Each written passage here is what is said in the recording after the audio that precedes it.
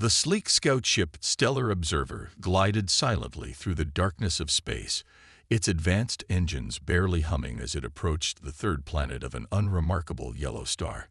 Commander Trell stood on the observation deck, his four eyes blinking in sequence as he studied the blue-green world growing larger on the view screen. "Another routine survey," he said to no one in particular. "Let's catalog this one and move on." Officer Mira, the ship's chief biologist, tapped rapidly on her datapad. "Initial scans show unusual biodiversity, Commander, more varied than we typically see." Trell nodded absently. The Galactic Confederation had cataloged thousands of worlds.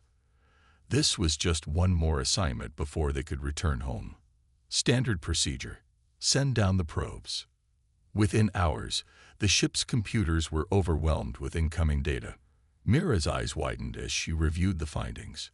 She called the commander to her station with urgency in her voice. "Sir, you need to see this immediately." The commander leaned over her shoulder, his expression shifting from boredom to disbelief as he scrolled through the report. "This can't be right," he muttered. "Run the tests again." The second batch of probes confirmed what the first had found. Planet Earth contained more deadly predators, venomous creatures, extreme environments, and natural disasters than any inhabited world they had ever discovered. The oceans teemed with massive predators. The land hosted creatures with deadly venom. Weather systems generated storms powerful enough to level entire regions. No intelligent species could evolve in such conditions, Trell said firmly. The constant threat would prevent advanced civilization from developing. Mira pointed to another reading. "Then explain that, sir." The scanner showed clear evidence of cities, roads, and electronic communications. An advanced civilization not only existed but thrived across every continent of this death trap of a planet. "Impossible," Trell whispered. The ship's security officer, Dex, joined them at the console. "We should report this to Central Command immediately." This could be a threat. To whom? Mira asked. Any species that survived evolving on this nightmare world would be incredibly dangerous, Dex finished her thought. Commander Trell made his decision quickly. "We'll continue observation but maintain orbit. No direct contact until we understand what we're dealing with." For days, the crew watched with growing amazement. The beings on the planet, humans, they called themselves, moved through their world with casual confidence. They swam in oceans filled with predators. They hiked through forests where poisonous creatures lurked. They built homes in regions regularly struck by earthquakes, floods, and storms. "Look at this," Mira said one morning, pointing to a video feed. "They keep apex predators in their homes as companions." The screen showed a human petting a large canine with powerful jaws. "Central Command has responded to our report," Dex announced, entering the observation deck. "They're sending a first contact specialist team. We're to continue observation but avoid detection." Commander Trell nodded solemnly. "In all my years of exploration, I've never seen anything like this planet." He stared at the beautiful blue world spinning below them. If these humans have mastered survival in such conditions, what else might they be capable of? As the Stellar Observer continued its silent orbit, the crew watched the humans with growing fascination and fear. The Galactic Confederation had discovered many worlds and many species throughout its long history, but never before had they found beings who called the most dangerous planet ever discovered home. The first contact specialist team arrived 2 weeks later aboard the research vessel Cosmic Seeker. The ship was 3 times larger than the scout vessel and equipped with the most advanced observation technology in the Confederation. Chief Scientist Laura led the research team, her species known for their analytical minds and cautious approach. "Show me everything you've documented," she instructed Commander Trell during their first meeting. The commander transferred the data collected by his crew. "I warn you, it defies belief." Laura and her team spent days analyzing the information before beginning their own observations. They deployed hundreds of microscopic drones designed to blend into Earth's environment, providing live footage from around the planet. Focus on their survival behaviors, Laura instructed. I want to understand how they've adapted to these conditions. The observation screens in the main laboratory displayed dozens of simultaneous feeds from across Earth. The research team watched in stunned silence. In the northern regions, humans built homes on frozen landscapes where temperatures could kill most species in minutes. Yet these humans moved about with minimal protection, sometimes even swimming in icy waters for recreation. Their temperature tolerance is remarkable, noted Dr. Kip, the team's physiologist. Most species would require extensive genetic modification to survive such extremes. Another feed showed humans living in deserts where water was scarce and daytime temperatures soared. They not only survived but had built entire cities in these harsh environments. They appear to have no environmental restrictions, Laura observed. They've settled everywhere from ocean coasts to mountain peaks. The most disturbing footage came from regions experiencing what humans called natural disasters. The researchers watched as a massive storm called a hurricane struck a coastal settlement. Buildings were damaged, power systems failed, and flooding occurred. Yet within days, the humans were rebuilding, seemingly unfazed by the destruction. No other intelligent species would choose to remain in such locations, said Officer Vex, the security analyst. They could relocate to safer regions, but they rebuild in the same dangerous places repeatedly. Even more baffling was human behavior regarding other species on their planet. One drone captured footage of humans deliberately approaching large predators for something they called wildlife photography. Another showed humans keeping venomous creatures in glass containers in their research facilities and sometimes their homes. They appear to lack natural fear responses, Dr. Kip noted with concern. The research team compiled their findings into a comprehensive report for the Confederation Council. Their conclusion was unanimous and unprecedented. Earth represented a unique case in galactic exploration, an extreme environment planet that had somehow produced an advanced civilization with extraordinary resilience. We need to understand how they think, Laura decided after a month of observation. Their psychology may be as unique as their physiology. The team began monitoring human communications, learning their languages and studying their information networks. What they found was even more surprising. They're constantly entertaining themselves with simulated danger, Vex reported. They create stories and games about facing threats even more extreme than those on their actual planet. Laura reviewed the final report before transmitting it to the Confederation Council. The recommendation was clear, but came with a warning. Direct contact is advised to establish diplomatic relations, but approach with extreme caution. Any species that considers Earth a suitable habitat possesses capabilities we cannot fully predict. They appear peaceful, but their casual relationship with danger suggests underlying traits that could make them the most formidable species we have ever encountered. As the Cosmic Seeker prepared for the next phase of the mission, Laura watched a simple human family picnicking in a meadow, seemingly oblivious to the venomous insects and nearby predators that her sensors detected. The most dangerous planet ever discovered, she murmured, and they call it home. The Confederation Council debated for 3 full days before approving direct contact with humans. Captain Ross, a veteran of 12 first contact missions, was selected to lead the small diplomatic team. His calm demeanor and quick thinking had saved lives on previous expeditions to challenging worlds. Remember, this is classified as our first Class X environment mission, Ross told his team as they prepared to board the landing craft. No matter what your training tells you, this planet has surprises we cannot anticipate. The landing party consisted of just 3 members: Captain Ross, Dr. Allen, the expedition's xenobiologist, and Officer Taylor, a cultural specialist. They wore the Confederation's most advanced environmental protection suits, designed to shield them from Earth's countless hazards. Atmosphere content verified safe for breathing, but numerous biological contaminants detected, reported the ship's computer as the landing craft descended through Earth's upper atmosphere. Recommend maintaining full protection protocols.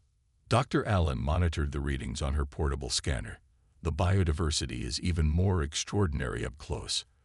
I'm detecting thousands of different microorganisms in the air alone. Their landing site was a remote field in a region humans called Wyoming, selected to minimize initial contact while the team acclimated to Earth's environment.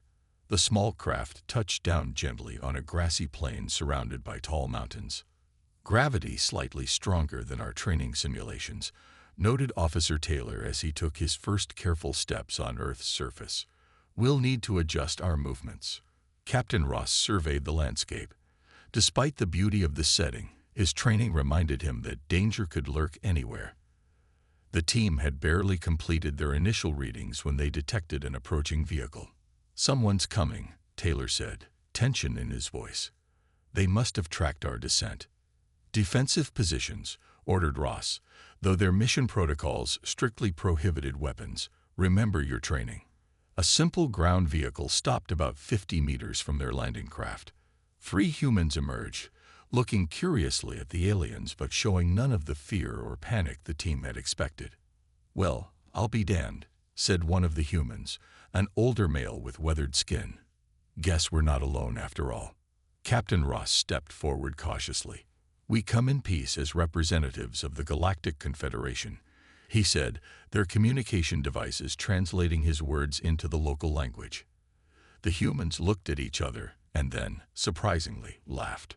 "Just like in the movies," said another human, a younger female. "Though you guys look better than the special effects." The team exchanged confused glances. This was not the reaction they had prepared for.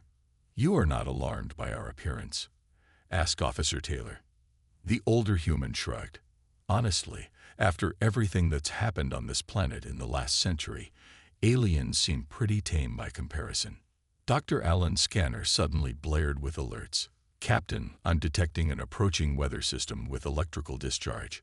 Potentially dangerous." The humans glanced at the sky, where dark clouds were gathering. "Just a thunderstorm," said the third human casually. "You folks might want to come with us. Though, standing in an open field during lightning isn't the smartest idea." Captain Ross hesitated. Protocol dictated they should return to their craft, but this was a unique opportunity for direct interaction. "We would be grateful for shelter," he decided. The humans invited them into their vehicle without hesitation, treating the extraordinary first contact between species with remarkable casualness. "I'm Jim," said the older human as they drove toward a nearby structure. "That's Kate and Mike. Welcome to Earth. Hope you don't mind a little weather. This planet keeps us on our toes." As thunder rumbled overhead, Captain Ross realized the Confederation's careful plans for first contact had been completely upended by human unpredictability. These beings, who lived daily with dangers that would terrify most spacefaring species, saw the arrival of aliens as merely another interesting event in their hazardous lives. "Thank you for your hospitality," he replied formally, while secretly transmitting to his ship. "Contact established." Humans even more remarkable than anticipated. Jim's home sat on the edge of a forest with mountains rising in the distance. It was a simple wooden structure that seemed fragile compared to the reinforced buildings of Confederation worlds. The 3 humans welcomed the alien visitors inside as rain began pounding against the windows. "Power might go out," Kate said casually, lighting candles around the room. "Happens all the time during storms." Dr. Allen scanned the interior discreetly. "Captain, I'm detecting at least 15 different potential biohazards in this dwelling alone." "Is something wrong with your friend?" Mike asked, noticing the xenobiologist's concerned expression. Captain Ross hesitated before answering. "Dr. Allen is surprised by certain aspects of your home environment." Jim laughed. "It's a bit messy, I'll admit. Wasn't expecting company from another planet today." "It's not the disorder," Dr. Allen explained, her scientific curiosity overcoming caution. "It's the number of potentially harmful substances and organisms you coexist with." The 3 humans exchanged confused glances. "Like what?" Kate asked. Dr. Allen pointed to a potted plant by the window. "That vegetation produces compounds toxic to most life forms. You keep it inside your dwelling." "That's just a poinsettia," Kate replied. "Sure, It's mildly toxic if eaten, but it's pretty. We have lots of houseplants like that. Officer Taylor, who had been quietly observing human behavior, joined the conversation.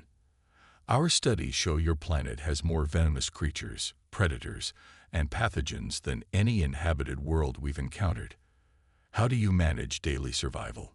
The question seemed to amuse the humans.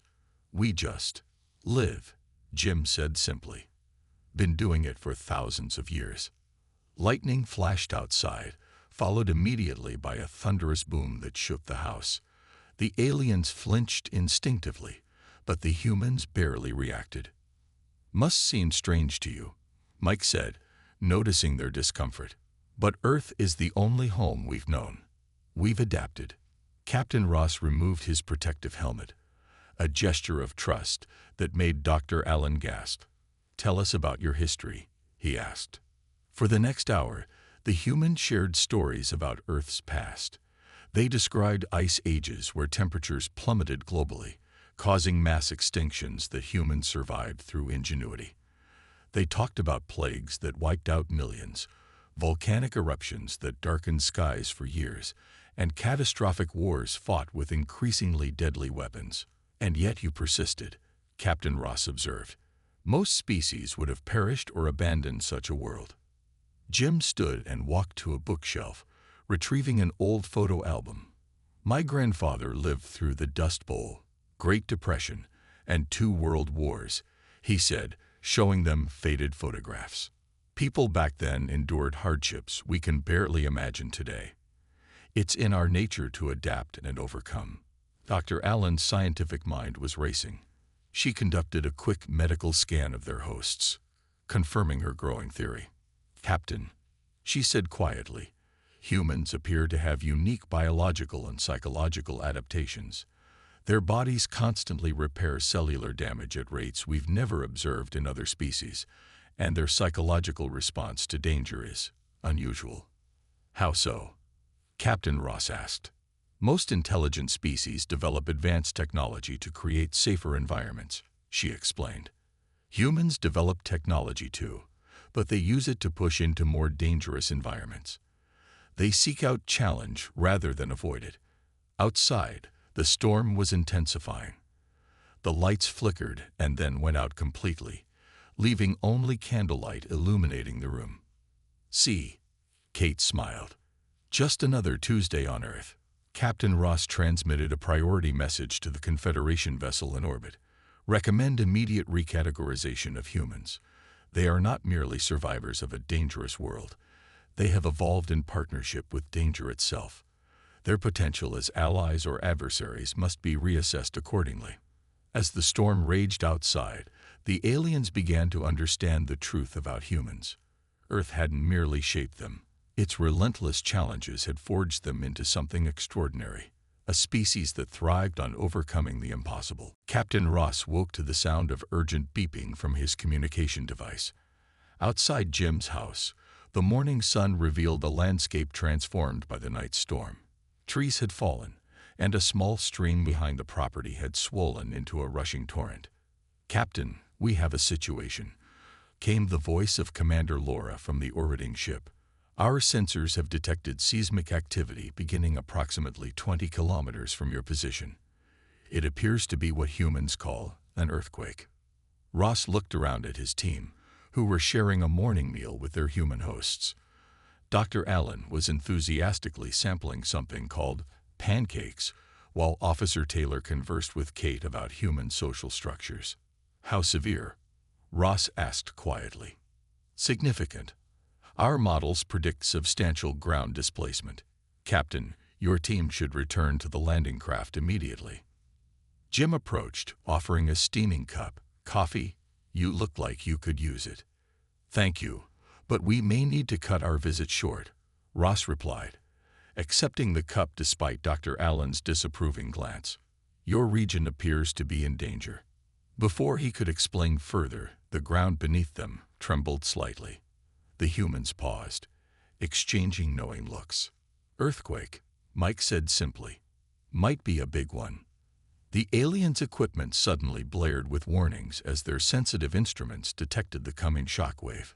"We need to evacuate," Dr. Allen insisted.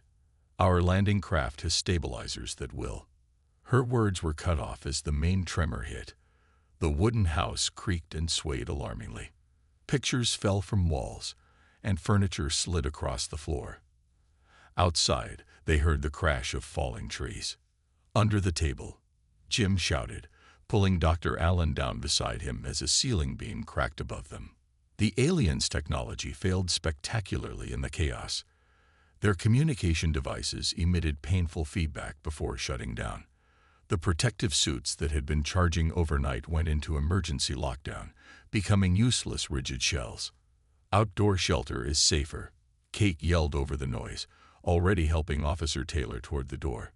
"This old house won't take much more." Captain Ross felt something he hadn't experienced in decades of space exploration: raw fear. On Confederation worlds, natural disasters were predicted and controlled. Here, chaos reigned. They stumbled outside as the quaking intensified. The ground split open merely meters from where they stood, a jagged crack spreading rapidly toward them. "Move," Mike shouted, pushing the aliens forward with surprising strength. They ran toward higher ground as the earth continued to convulse. Behind them, Jim's house partially collapsed with a terrible splintering sound. The aliens' landing craft, visible in the distance, had toppled onto its side, rendering it useless. "Our equipment," Dr. Allen gasped. "The craft." "Forget it," Jim said firmly. "We need to get above that ridge before—" A deafening crack interrupted him as a massive tree uprooted and began falling directly toward them. Captain Ross froze, his species' natural reaction to danger rendering him momentarily immobile. In that critical second, he witnessed human crisis response firsthand. Kate knocked Taylor clear of danger while Mike dove toward Ross, tackling him out of the tree's path. Jim pulled Dr. Allen behind a rock formation as the massive trunk smashed into the ground where they had stood moments before. The earthquake subsided gradually, leaving them breathless but alive. Ross felt an unfamiliar sensation surging through his body, what humans called an adrenaline rush. His system flooded with emergency hormones. "Is everyone okay?" Jim called out, already checking on each of them despite a bleeding gash on his forehead. "You saved our lives," Captain Ross said, his voice unsteady. Mike shrugged. "You would have done the same." But Ross wasn't certain he would have. His training emphasized caution and self-preservation, not the instant selfless action these humans had displayed. "Captain," Dr. Allen whispered, her scientific detachment crumbling. They didn't hesitate. Not for a second. From orbit, Commander Laura watched the disaster unfold through failing sensors. "Rescue team preparing for emergency deployment," she announced to her crew, "but I fear we may be too late."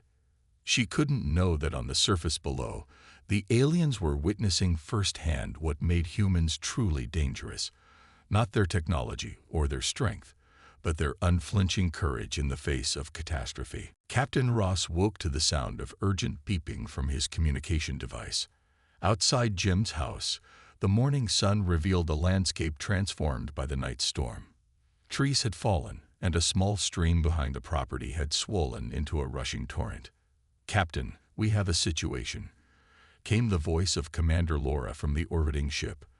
"Our sensors have detected seismic activity beginning approximately 20 kilometers from your position. It appears to be what humans call an earthquake." Ross looked around at his team, who were sharing a morning meal with their human hosts. Dr. Allen was enthusiastically sampling something called pancakes, while Officer Taylor conversed with Kate about human social structures. "How severe?" Ross asked quietly. "Significant. Our models predict substantial ground displacement. Captain, your team should return to the landing craft immediately." Jim approached, offering a steaming cup. "Coffee? You look like you could use it." "Thank you, but we may need to cut our visit short," Ross replied, accepting the cup despite Dr. Allen's disapproving glance. "Your region appears to be in danger." Before he could explain further, the ground beneath them trembled slightly. The humans paused, exchanging knowing looks. Earthquake, Mike said simply. Might be a big one. The aliens' equipment suddenly blared with warnings as their sensitive instruments detected the coming shockwave. We need to evacuate, Dr. Allen insisted. Our landing craft has stabilizers that will. Her words were cut off as the main tremor hit. The wooden house creaked and swayed alarmingly. Pictures fell from walls, and furniture slid across the floor. Outside, they heard the crash of falling trees. Under the table, Jim shouted, pulling Dr. Allen down beside him as a ceiling beam cracked above them. The aliens' technology failed spectacularly in the chaos. Their communication devices emitted painful feedback before shutting down.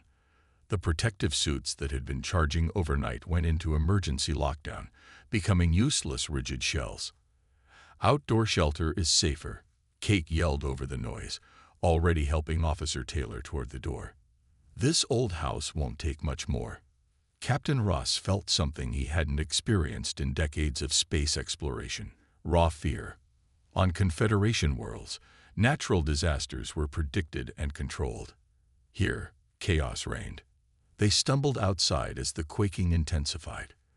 The ground split open merely meters from where they stood, a jagged crack spreading rapidly toward them.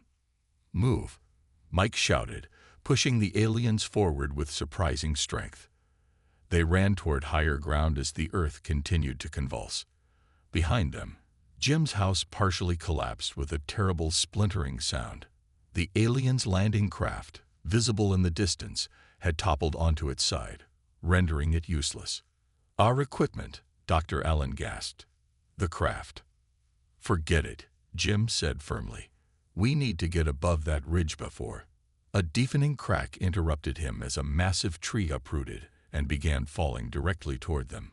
Captain Ross froze, his species' natural reaction to danger rendering him momentarily immobile. In that critical second, he witnessed human crisis response firsthand. Kate knocked Taylor clear of danger while Mike dove toward Ross, tackling him out of the tree's path. Jim pulled Dr. Allen behind a rock formation as the massive trunk smashed into the ground where they had stood moments before. The earthquake subsided gradually, leaving them breathless but alive. Ross felt an unfamiliar sensation surging through his body, what humans called an adrenaline rush. His system flooded with emergency hormones. Is everyone okay? Jim called out, already checking on each of them despite a bleeding gash on his forehead. You saved our lives, Captain Ross said, his voice unsteady. Mike shrugged. You would have done the same. But Ross wasn't certain he would have. His training emphasized caution and self-preservation, not the instant selfless action these humans had displayed. Captain, Dr. Allen whispered, her scientific detachment crumbling. They didn't hesitate, not for a second. From orbit, Commander Laura watched the disaster unfold through failing sensors. Rescue team preparing for emergency deployment, she announced to her crew, but I fear we may be too late. She couldn't know that on the surface below, the aliens were witnessing firsthand what made humans truly dangerous, not their technology or their strength, but their unflinching courage in the face of catastrophe. 6 months after first contact, Earth officially joined the Galactic Confederation as its newest member. The classification committee had struggled with how to categorize humans' home planet, finally creating an entirely new designation, Class X Death World, inhabited. In the Grand Assembly Hall on the Confederation capital world, Ambassador Wilson, formerly known simply as Jim, addressed representatives from 500 worlds. His simple wooden podium stood in stark contrast to the advanced technology surrounding him. We come to you as friends and neighbors, Wilson began, his voice carrying across the vast chamber. We bring with us the lessons Earth has taught us through countless generations of survival. The delegates watched with a mixture of curiosity and caution. Stories of human resilience had spread rapidly through the Confederation, sometimes growing into wild tales of superhuman abilities. Captain Ross, newly promoted to Director of Human Relations, stood nearby. He had become the primary advocate for human integration into Confederation society. Not everyone supported his position. The risk is too great, argued Representative Zor from a peaceful agricultural world. Humans evolved in conditions that promote aggression and dominance. How can we trust their intentions? Director Ross approached the central platform. I've seen humans face disaster not with aggression but with cooperation. Their history contains violence, yes, but also remarkable compassion and sacrifice. The debate continued for hours until Dr. Allen presented her final research findings. Her time on Earth had transformed her from cautious xenobiologist to passionate human expert. The Confederation has always valued diversity, she said, displaying biological data on the main screens. Humans represent adaptability in its purest form. This is not a threat, but an opportunity. The vote that followed was narrowly in favor of full integration. Within weeks, the first human volunteers joined Confederation exploration teams. On the frontier planet Xylos, a Confederation mining operation had stalled when toxic gases began seeping from deep fissures. Equipment failed in the caustic atmosphere, and the local species could not tolerate the conditions. A team of human engineers arrived, modified their breathing apparatus, and worked in shifts to seal the vents. It's not so different from coal mining back home, explained one engineer when asked about the dangerous conditions. Across the galaxy, similar stories emerge. A research vessel trapped in a gravity storm was rescued by its human navigator, who manually calculated escape vectors when computers failed. A diplomatic mission to a high-gravity world requested human representatives who adapted to the crushing pressure with remarkable speed. Most impressive was the Tarsus expedition. 3 previous Confederation attempts to study the hostile jungle world had ended in failure. The human-led 4th expedition not only succeeded but established a permanent research station. The secret, explained the mission leader, was working with the planet's challenges rather than fighting against them, just like we've always done on Earth. In the Confederation Academy, human instructors began teaching classes on adaptive problem-solving and crisis management. Their practical approach complemented the Confederation's theoretical knowledge, creating new methodologies that benefited all species. 1 year after first contact, Director Ross visited Earth again. He found Wilson at his rebuilt home, working in a garden where the fallen trees had once stood. The Confederation Council asked me to convey their official thanks, Ross said. The Human Emergency Response Team saved an entire settlement on Proxima I during the solar flares last month. Wilson nodded, continuing to plant seedlings in the fresh soil. We're glad to help, though I hear some in the Confederation still consider us dangerous. Fewer each day, Ross replied, though I've come to believe they misunderstood the situation from the beginning. How so? Ross looked out over the rebuilt community, where new homes stood stronger than before, designed to better withstand future earthquakes. They thought finding the most dangerous planet in the galaxy made humans dangerous, he said thoughtfully. Now they're beginning to understand. It made you invaluable. Wilson smiled as thunder rumbled in the distance, signaling another approaching storm. Neither man moved to seek shelter. Instead, they continued their conversation as rain began to fall. 2 species from vastly different worlds finding common ground in the face of a universe filled with challenges waiting to be overcome. To the Confederation, Wilson said, raising a mug of coffee and toast. To Earth, Ross replied, the dangerous planet that taught its children how to thrive anywhere in the cosmos.